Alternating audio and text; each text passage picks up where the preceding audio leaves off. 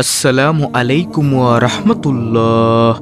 প্রিয় দর্শক, আজ আমি আপনাদের সাথে আলোচনা করব মহান আল্লাহ তাআলা নিজেই বলেছেন, যদি নামাজের সিজদায় আপনি মাথা রেখে ছোট্ট 4 বা 3 শব্দের এই দোয়াটি মাত্র 3 বার নিয়ম মেনে পড়তে পারেন, তাহলে আল্লাহ তাআলা আপনার গুনাহ মাফ করে দিবেন।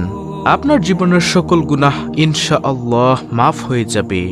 সুপ্রিয় দর্শক, আমলটির নিয়ম সম্পর্কে জানতে হলে ভিডিওটি ধৈর্য সহকারে শেষ পর্যন্ত দেখার জন্য অনুরোধ রইল।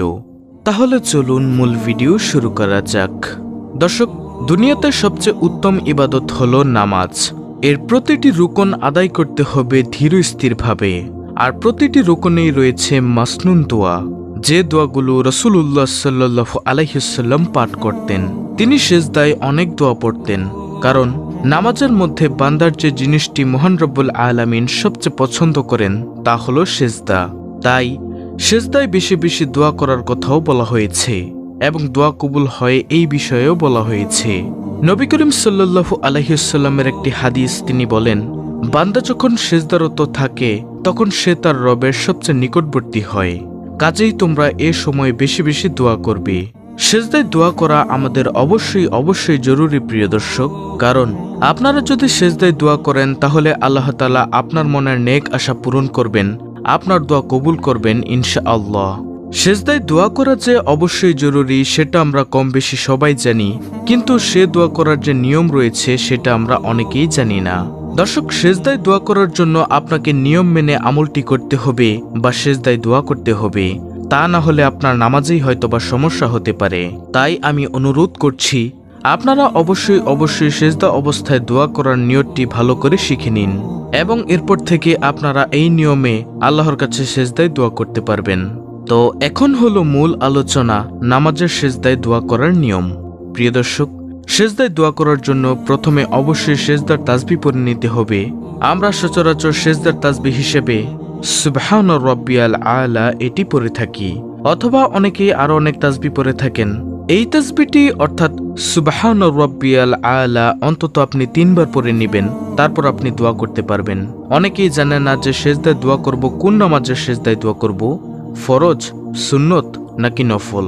এই নামাজগুলোর মধ্যে আপনারা কোন নামাজের সিজদার মধ্যে দোয়া করবেন এটি নিয়ে অনেকে দ্বিধাদ্বন্দ্বের মধ্যে রয়েছেন। আমি আজকে এটিও আপনাদেরকে শিখিয়ে দিচ্ছি। আপনি চাইলে হোক সেটি ফরজ, সুন্নত বা নফল, অর্থাৎ ফরজ নামাজের সিজদায়ও আপনি চাইলে এই দোয়া করতে পারবেন। সিজদায় আল্লাহর কাছে এই দোয়া করতে পারবেন, এটি বৈধ রয়েছে।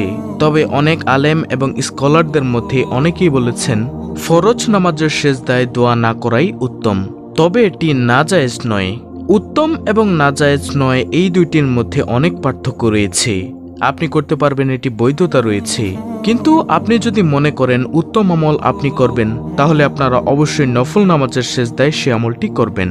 তবে প্রিয় দর্শক, আমি আপনাদেরকে বলবো, আপনারা আজকের এই আমলটি নফল নামাজের সিজদায় অত্যন্ত ধীর স্থিরভাবে সিজদার তাসবিহ অর্থাৎ সুবহান রাব্বিয়াল আলা এই নিয়মে অন্তত 3 বার পড়বেন।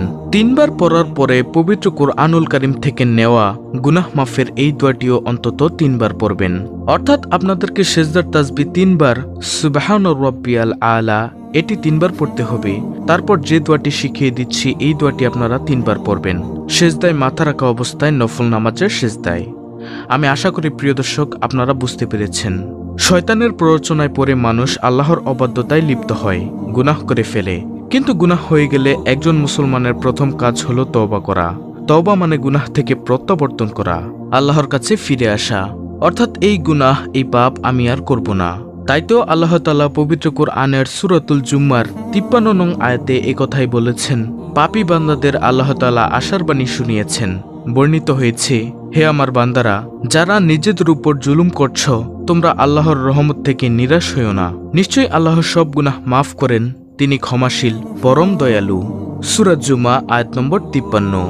এছাড়াও সুনানে ইবনে মাজার একটি হাদিসে পাওয়া যায়, সেখানে হযরত আবু হুরায়রা রাদিয়াল্লাহু তাআলা আনহু থেকে বর্ণিত, রাসূল সাল্লাল্লাহু আলাইহি ওয়াসাল্লাম বলেন, তোমরা যদি পাপাচার করতে, এমনকি তোমাদের পাপ আকাশের সীমা পর্যন্ত পৌঁছে যেত, অতঃপর তোমরা তওবা করতে, আল্লাহ অবশ্যই তোমাদের তওবা কবুল করবেন। সুবহানাল্লাহ। সুনানে ইবনে মাজাহ হাদিস নম্বর 4248।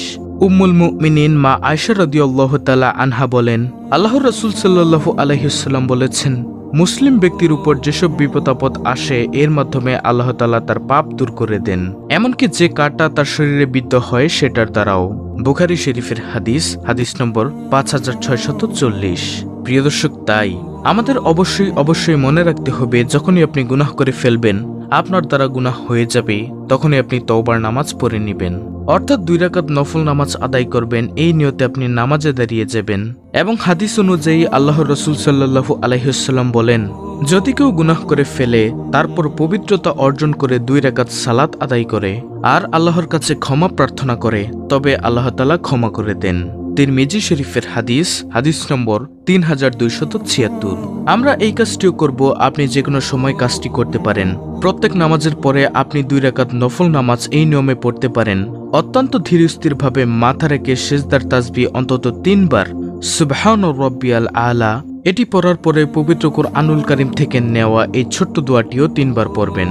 প্রিয় দর্শক, সিজদায় মাথা রেখে যে দোয়াটি পড়বেন সেই দোয়াটি হলো, রব্বি ইন্নী যালামতু নাফসি ফাগফিরলি, রব্বি ইন্নী যালামতু নাফসি ফাগফিরলি, রব্বি ইন্নী যালামতু নাফসি ফাগফিরলি।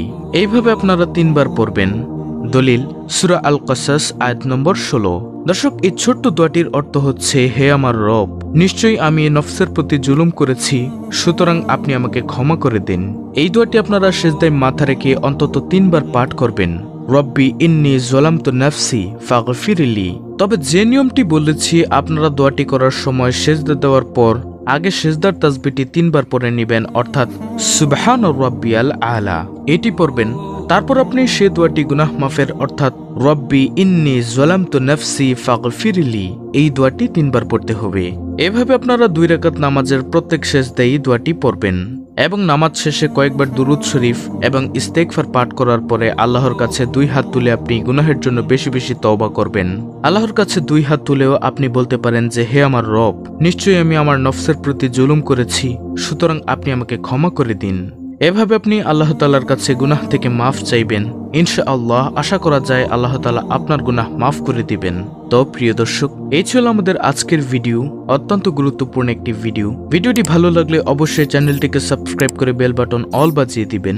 ভিডিওটিতে একটি লাইক দিবেন এবং কমেন্টে আমিন লিখবেন এবং অন্য মুসলিম ভাই বোনদের কাছে ভিডিওটি শেয়ার করে দিবেন, যেন তারাও দেখে শিখে আমলগুলো করতে পারে।